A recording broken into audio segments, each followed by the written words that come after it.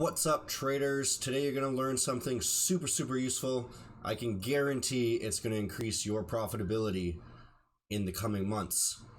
We're going to be talking about supply and demand and how you're going to be able to spot it, how you're going to be able to draw supply and demand levels, and just kind of the logic behind why this is working. This is probably going to be a couple part series because there's a lot of info to it. This first episode is just going to be more the logic and how to draw the levels.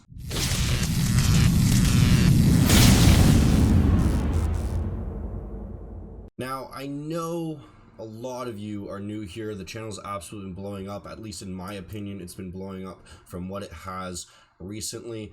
So if you're new here, my name is Hunter. This is Hunter FX, and I'm a professional forex trader, trading out of the comfort of my own home and making these YouTube videos kind of just because I need something to do throughout the day. I'm going to teach you exactly what you need to know in order to become profitable.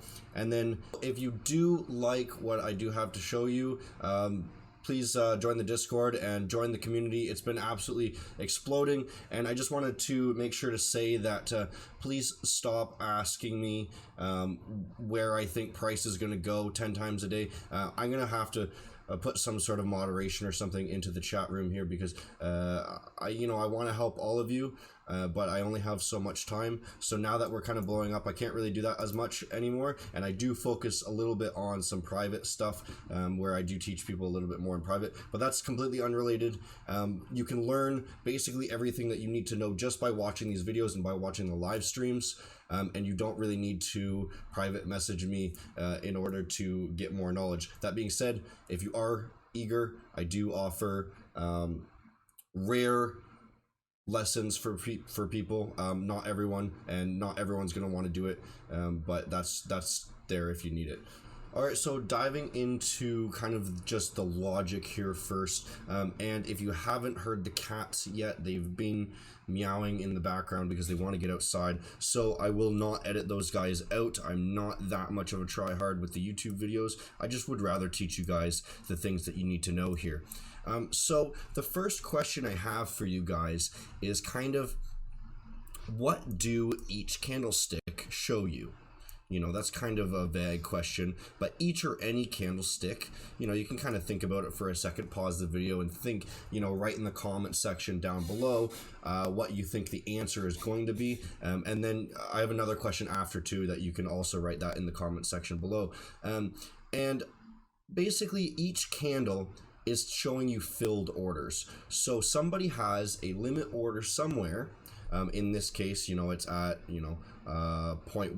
1.2 or whatever, and somebody has placed a buy order and caused that candle to go up. So that's all it's printing out, right? So it's very simple. Somebody's placing a market order on a sell limit order, right? A buy market order on a sell limit order, and that causes the candle to be printed in a green direction. Now, in the red directions, or white here in my case, it's the opposite, obviously. So the next question I have, you can write this in the comment section below too, and let me know if you guys can actually figure this out, because I haven't actually come across anyone who is able to answer this question without me telling them. And be honest with yourselves or whatever, but I think it'd be really cool if somebody actually can figure it out. What does price changing direction? So if I draw right here on that top, what does that indicate to us? And you can kind of use the previous answer as a hint, and pause the video or whatever. And basically, changing direction simply tells us that there are unfilled orders, right? So it's the exact opposite of what I just told you. And why does that make sense?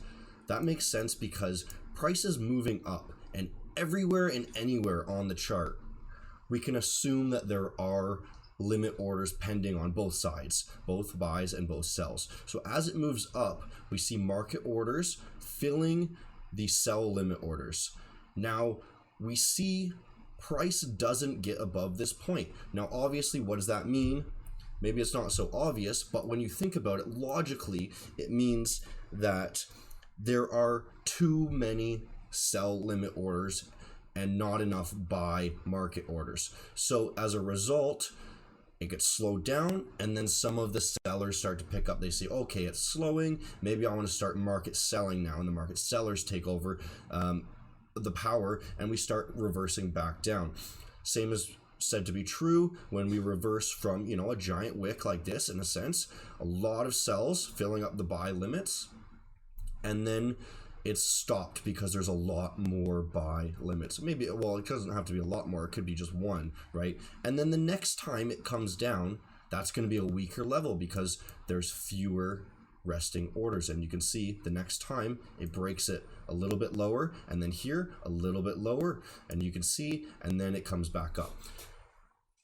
Now, this is really cool information, right?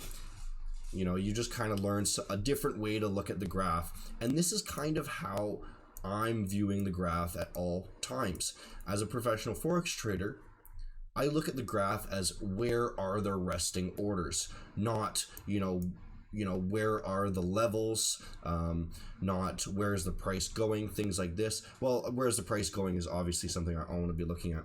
But basically, I look at two things, is where can price change and where is price going, right? So if I see the uptrend, price is going up, quite obvious. And then I'm looking for other places where there's going to be a lot of resting orders, right? And that's where I think price could change.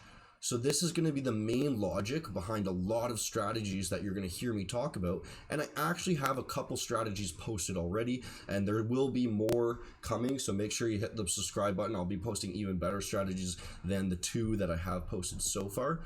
And basically, all of the strategies use this logic in some sense. And it could simply be for the fact that I want to know where to take profit, right? Even if I don't use this as a entry requirement, you know, it does help to have an area where there's a lot of resting orders as an entry, but it's more often for me used as a take profit. So if I assume, you know, let's say this blue line here, I assume that there's going to be a lot of resting sell orders there, right? That's why I've drawn that blue line. And so if I were to long here, which I actually was in previous videos, you guys can see, and previous streams, I was actually longing to that point. And then that's where I was going to take my profit, simply because I knew that there was going to be a lot of resting sell orders here.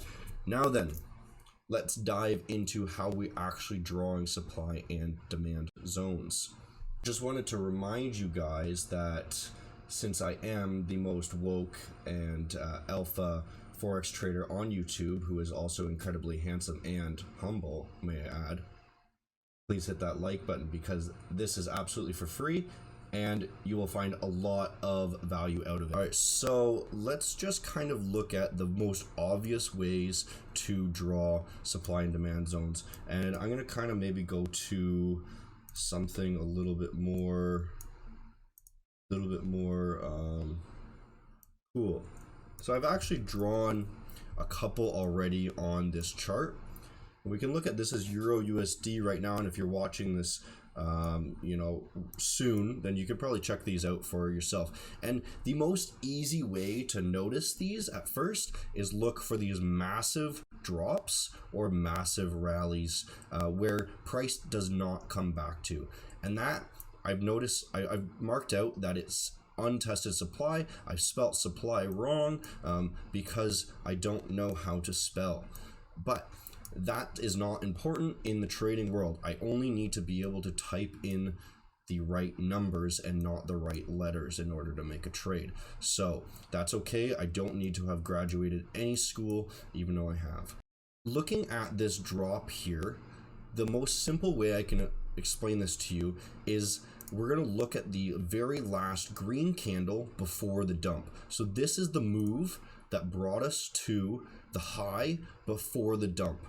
So when I say that this is untested supply, that just means that it's broken down and it hasn't come back to test that range. Now, why is that important that it's untested?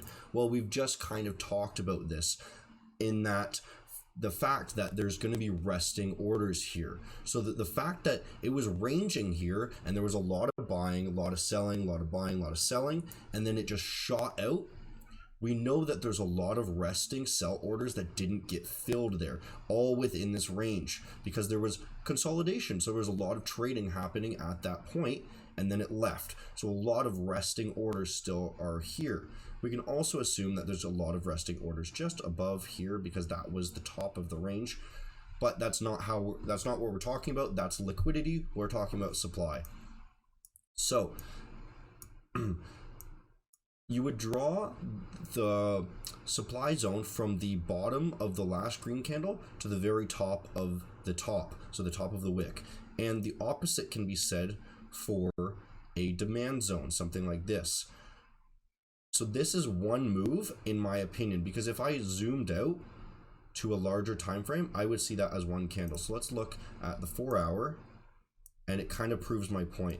And this might have not been drawn absolutely perfectly, but I would have drawn it like this: the very last white candle to the bottom of the range before the explosive move. So if we go back to the hourly, you can see how that kind of engulfs multiple candles. And I've just drawn it like that because it's a rough estimate, because nothing is set in stone and things could be front run. Everyone's got a little bit different view, but this is the general range that I would be looking for price to reverse at. And it's very important that it's untested, because then we know that there's still a lot of resting orders there. Here's another example. You can see that this candle brings us to the low, and then we exploded out. So this is kind of a range I've drawn with 2 lines there, and I was looking for it to come right back there. So you can kind of see that I've gotten magnets placed here.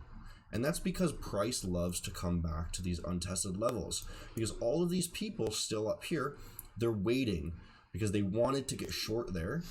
So they're waiting for price to come back, and then we can continue back down.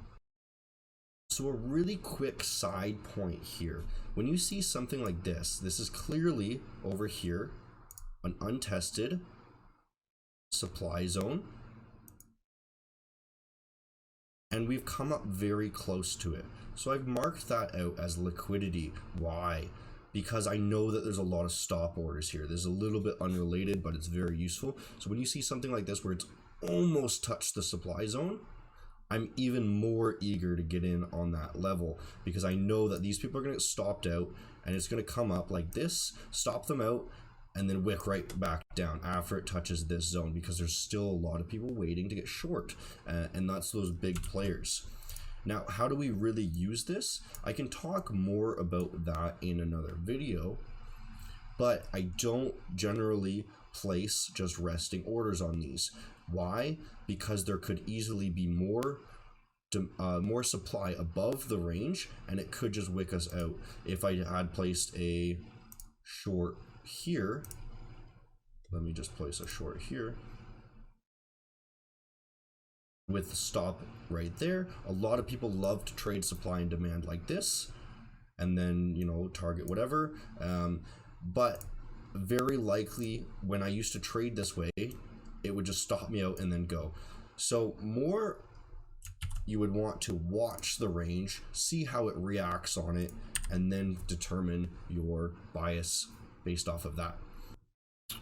Awesome. So I think that is quite a bit of info you can just kind of take in. I would go ahead and practice drawing these zones. I made it very simple for you guys, I think, so you can go back over and watch just how I've drawn it, and it's basically those giant moves that's really going to pop out. There are supply and demand zones that are a little bit more hidden, and there are hidden supply and demand zones, which is basically the wicks of the supply and demand, that I can talk about in another video.